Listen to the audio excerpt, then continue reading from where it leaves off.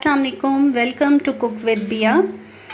آج میں بنا رہی ہوں املی کی کھٹی میٹھی چٹنی۔ آپ لوگ انگریڈینٹس نوٹ کر لیجئے۔ املی لی ہے میں نے 1 پاؤ۔ اس کو میں نے گرم پانی میں بھگو کر آدھے گھنٹے کے لیے، اس کے بعد اس کو ہاتھ سے اس طرح سے مسل کر اس کا پلپ نکال لیا ہے، چھان لیا ہے۔ 1 چمچ میں نے لیا ہے نمک، 1 چمچ میں نے لیا ہے چاٹ مسالہ، 1 چمچ میں نے کھانے کا زیرہ لیا ہے، اس کو میں نے توے پہ ہلکا سا بھون لیا ہے۔ تھوڑا سا میں نے گڑ لیا ہے، تھوڑی سی میں نے چینی لی ہے، تقریباً 1 کھانے کا چمچ ہی، اور 1 کھانے کا چمچ میں نے لال مرچ پاؤڈر لیا ہے۔ تو آئیے ہم سٹارٹ کرتے ہیں۔ چولہے پر میں نے پین رکھ لیا ہے۔ اب میں اس میں املی کا پلپ ڈال دوں گی۔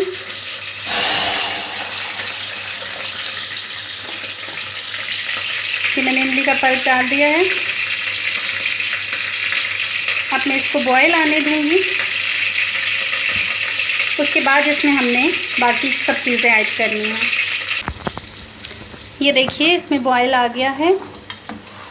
اب ہم اس میں گڑ کو شامل کر دیں گے۔ اس کو میں نے باریک سب اس طرح سے کوٹ لیا تھا۔ اب میں اس میں گڑ شامل کر دوں گی اور میں اس کو تھوڑی دیر پکاؤں گی تاکہ گڑ جو ہے وہ اچھے سے اس میں مکس ہو جائے، گل جائے۔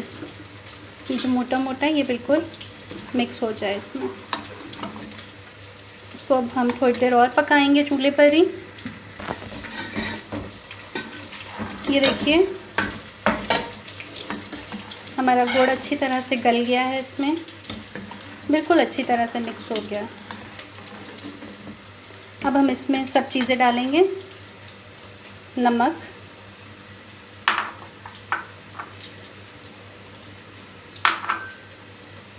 چاٹ مسالہ، زیرہ، لال مرچ، اور ساتھ ہی ہم اس میں تھوڑی سی شوگر بھی ایڈ کر دیں گے۔ اب ہم اس کو اچھے سے مکس کریں گے۔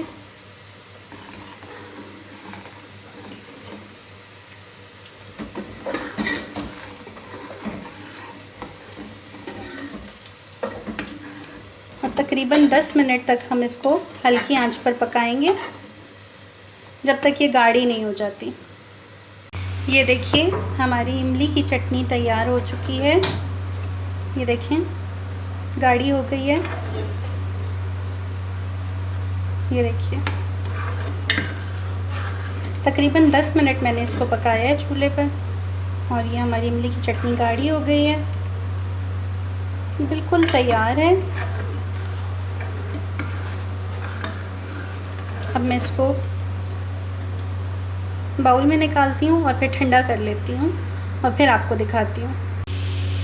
یہ لیجئے ہماری مزیدار سی املی کی کھٹی میٹھی چٹنی تیار ہے۔ امید ہے آپ سب کو بہت پسند آئے گی۔ آپ سب اس کو گھر میں ضرور ٹرائی کیجئے گا اور مجھے کمنٹ میں ضرور بتائیے گا کہ آپ سب کو کیسی لگی۔